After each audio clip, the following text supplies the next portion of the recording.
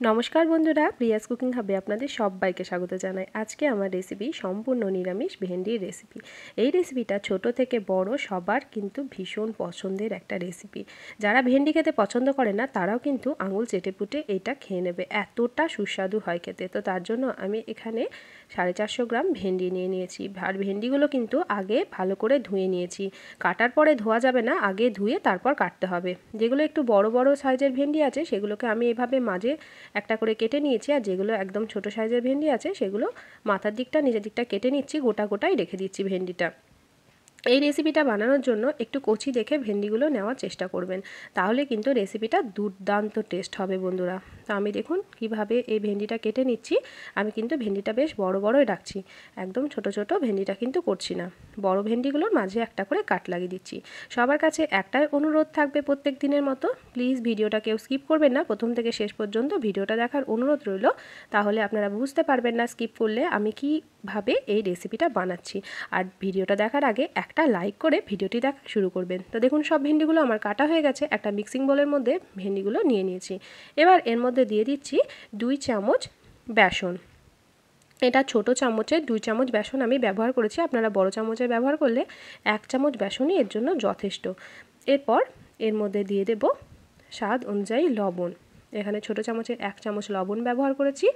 আর দিয়ে দিচ্ছি হলুদের গুঁড়ো। এখানে খুব সামান্য একটু হলুদের গুঁড়ো দিয়ে দিলাম। আর কালারের জন্য দেব 1/2 চামচ কাশ্মীরি লঙ্কার গুঁড়ো। কাশ্মীরি লঙ্কার গুঁড়োটা সম্পূর্ণ অপশনাল, আপনারা না চাইলে নাও দিতে পারেন, এটা স্কিপও করতে পারেন। তো এবার সামান্য একটু জলের ছিটা ওপর থেকে দিয়ে দিলাম। এবার এটাকে খুব ভালোভাবে হাতের সাহায্যে আমি মেখে নেব।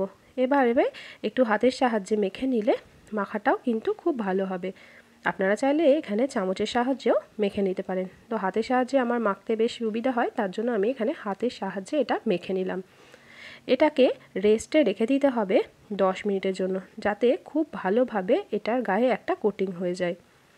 10 মিনিটের জন্য আমি এটাকে রেস্টে রেখে দিলাম। এদিকে একটা মশলা বানিয়ে নেব। তার জন্য একটা ছোট্ট বাটির মধ্যে নিয়ে নিলাম 2 চামচ পোস্ত। এর মধ্যে দিয়ে দিচ্ছি 1 চামচ কালো সর্ষে, আর 1 চামচ দিয়ে দেব সাদা সর্ষে।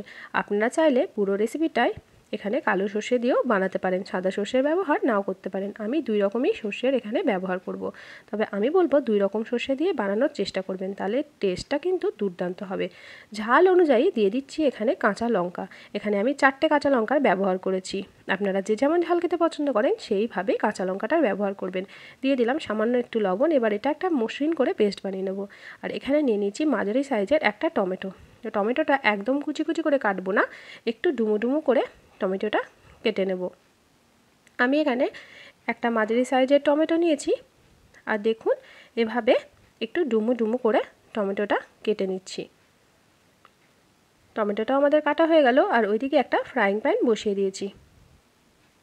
ফ্রাইং প্যানের মধ্যে দিয়ে দিলাম 3 চামচ মতো সাদা তেল। আমি রান্নাটা সাদা তেলে করছি, আপনারা চাইলে সর্ষের তেলও করতে পারেন।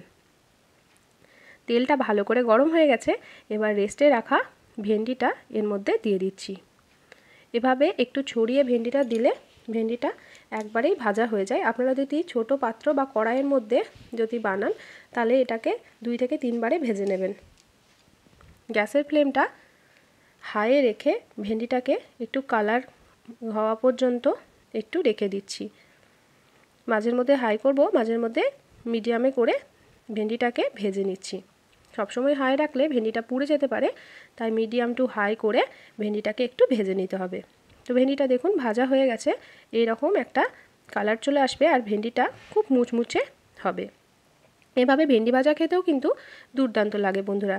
এবার তেল থেকে ভেন্ডিটা আমরা তুলে নেব।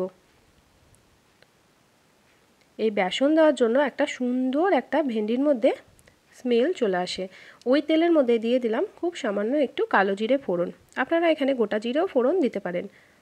ফোড়নটা আপনাদের যার যেটা পছন্দ সেটাই এখানে দিয়ে দেবেন। তো আমি কালো জিরে ফোড়ন দেওয়ার পর দিয়ে দিলাম কেটে রাখা টমেটোটা।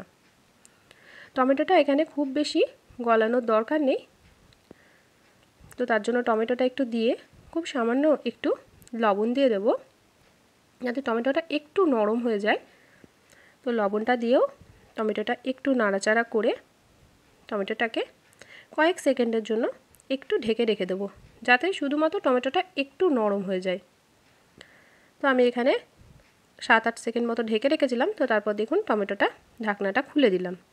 এরপর যে বেটে রাখা মশলাটা ছিল সর্ষে পোস্তর পেস্ট, এটা এর মধ্যে দিয়ে দিলাম। গ্যাসের ফ্লেমটা কিন্তু অবশ্যই করে কিন্তু লোতে রাখতে হবে, না হলে কিন্তু মশলাটা পুড়ে যাবে, তখন রান্নার টেস্টটা একদমই ভালো লাগবে না। তো মশলাটা দিয়ে একটু নাড়াচাড়া করে নিলাম। এবার এর মধ্যে দিয়ে দিচ্ছি কালারের জন্য খুব সামান্য একটু কাশ্মীরি লঙ্কার গুঁড়ো। এটা দিলে কালারটা দুর্দান্ত আসে, আপনারা না চাইলেও স্কিপ করতে পারেন। দিয়ে দিলাম খুব সামান্য একটু হলুদ গুঁড়ো।